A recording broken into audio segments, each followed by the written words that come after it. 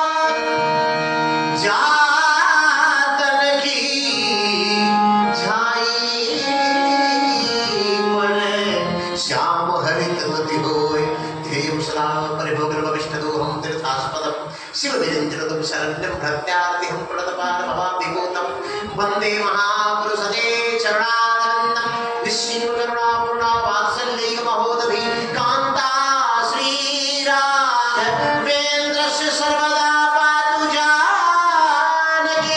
बोलो श्री सीताराम जी महाराज की। बाबू जी ने ठीक कहा था, अभी तक जयकारा ही ठीक से नहीं लगा था। बस हम सब लोग इधर उधर की बातें करते जा रहे थे कि सीमेंट कैसे आएगी, पत्थर कैसे आएगा, कंकड़ कहाँ से आएगा, बोरा कहाँ से आएगा। सही कहा, कहने सब आ जाएगा लेकिन प्रवचन जरूर होना चाहिए। हालांकि आपको आपके गुरु जी के यहाँ भी जाना है, आप सबसे बता देता हूँ, दीक्षित वहां से है लेकिन समय यहाँ ज्यादा दे रहे। जोर से देखो श्री सीताराम जी महाराज की। नहीं ऐसे मेरे कहने में जितनी ताकत आपके पास है पूरी लगा दो, भगवान और देगा था, मैं वचन देता सब खर्च करो और देगा भगवान, बस ना देगा तो अगली बार हमको कहना नहीं देंगे। श्री हनुमान जी महाराज ठीक लगा जब तुम लोग ताकत बचा है, खाली हाथ जाना से डर जाए। श्री गुरुदेव भगवान की।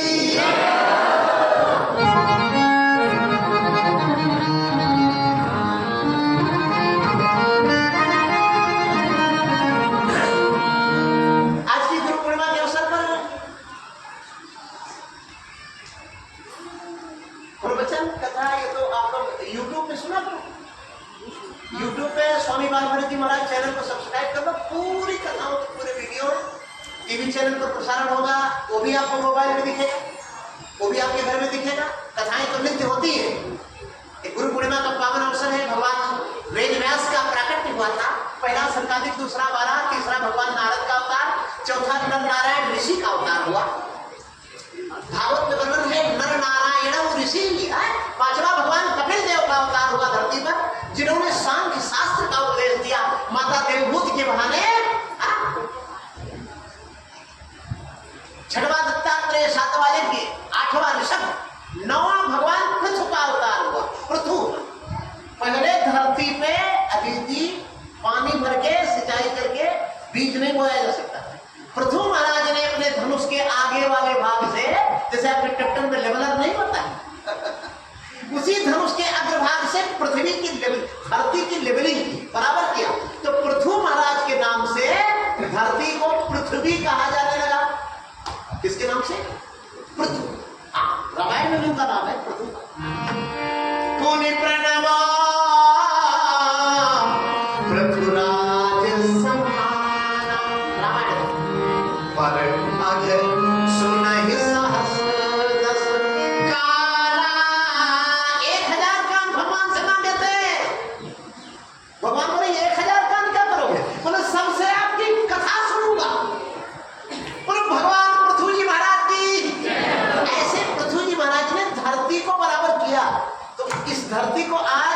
चाहे नास्तिक है तो, चाहे किसी दूसरे धर्म का है तो इसको पृथ्वी ही बोलना पड़ता है।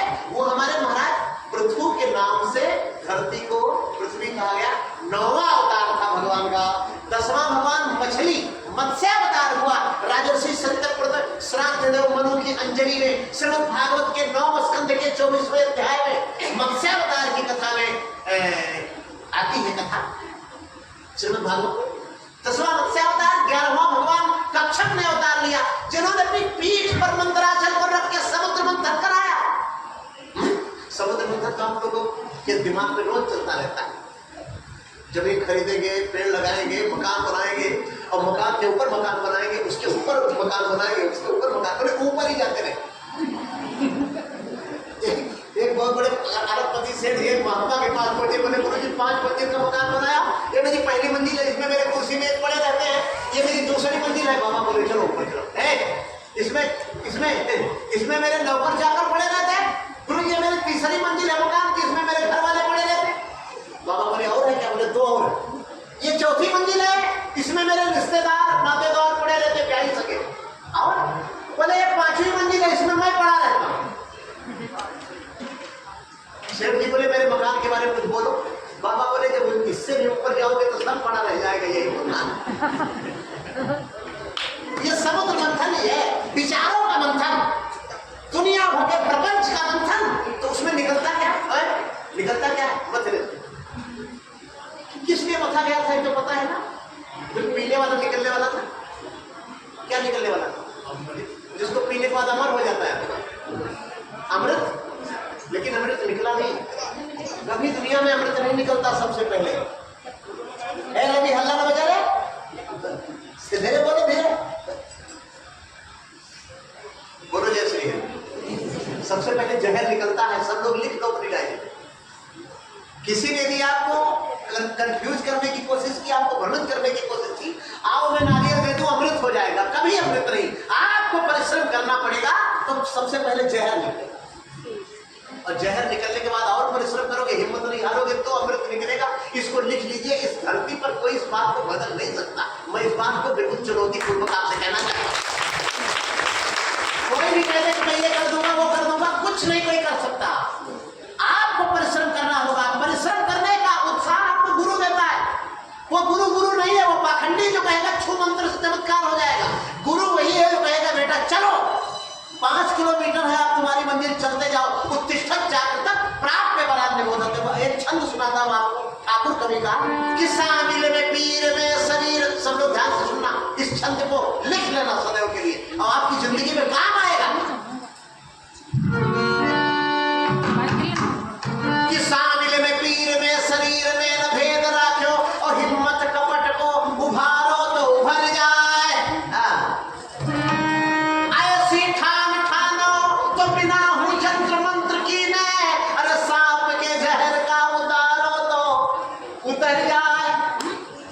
भने कभी ठाकुरिया में बिलग न मानो कछ, हिम्मत के धरे ते कहो कहना सुधर जाए। और 4 जने 4 हूँ, दिशा से चारों को न कही, मेर गिर हिलाए गए, अरे वो खा लो तो उखड़ जाए। ऐसी हिम्मत रखो, ऐसा साहस रखो कि समुद्र मथेंगे तो पहले जहर निकलेगा। ये सोच के चलो, तब अमृत पीने में मजा आएगा, नहीं आएगा, मिलेगा नहीं पहली बात। उसके बाद अमृत निकला तो 10वां अवतार, 11वां कुर्मा अवतार, 12वां 11वां कच्छपा अवतार हुआ था, जिनकी पीठ पे मंदराचल पर्वत रख के समुद्र बसा गया था। 13वां मोहिनी भगवान का अवतार हुआ। 14वां भगवान नरसिंह का, नरसिंह भगवान की।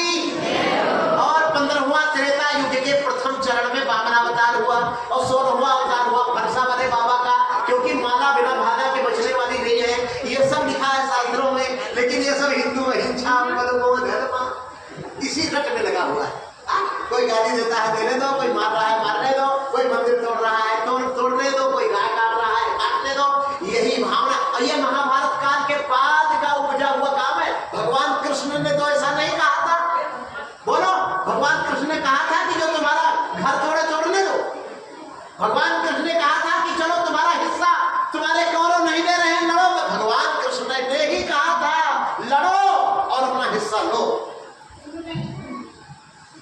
तो प्रेमियों, फरसा उठाने का, हथियार उठाने का आदेश परशुराम जी ने धर्म को बचाने के लिए दिया था। इसलिए हम लोग परशुराम जी को नमन करते हैं। पर परशुराम भगवान की धर्म में लिखा है, अक्षोहिणी सप्तदशाति भीषणा ताराम एको भगवान सुंदर। 17 अक्षोहिणी सेना एक तरफ और फरसा वाला बाबा अकेला एक तरफ। अपनी जमीन कब्जा करने के लिए नहीं लड़ रहा था, धर्म की रक्षा करने के लिए लड़ रहा था, आगताइयों को पृथ्वी से हटाने के लिए लड़ रहा था। वो क्षत्रियों का विरोधी नहीं, वो दुष्टों का विरोधी था। 17वां अवतार हुआ भगवान वेद व्यास का, जिनकी आज पूर्णिमा है। पर वेद व्यास भगवान की ये गुरु पूर्णिमा है। वेद व्यास को गुरु कहा गया, जिन्होंने एक वेद से 4 वेद कर दिए, 18 पुराणों की रचना कर दी। अब गुरु के बिना कोई भवसागर पार नहीं होता। चाहे ब्रह्मा हो चाहे कोई हो, ये तो लिखा है रामायण में कि गुरु बिना भावनिधि तराई न कोई, गुरु बिना भावनिधि तराई न कोई, जो बिरंची संकर सम कोई। ये भी लिखा है कि गुरु बिना कोई भवसागर पार नहीं करता। तो इसका मतलब क्या है? गुरु शिष्य को ब्लैकमेल करता रहे, ठगता रहे, झूठ बोलता रहे। हरे शिष्य धन, ये भी लिखा है, शोक न हरई सो गुरु घोर नरक को खोरई। यदि गुरु भगवान महान है तो गुरु नरक भी जा सकता है यदि गलत करेगा तो। बोलो गुरुदेव भगवान की। इसलिए शिष्य को अपने कर्तव्य का ध्यान रखना चाहिए और गुरु को अपने कर्तव्य का ध्यान रखना चाहिए। ये नहीं तुम्हारे खेत में 10 बोरी बाजरा हुआ तो गुरु जी जाए 10 बोरी गाड़ी में रख के लेके आ जाए। ये गुरु का धर्म नहीं है। गुरु का धर्म है शिष्य के कष्ट को दूर करना। बस आज की वेला को विराम इन्हीं शब्दों के साथ साथ और आगे के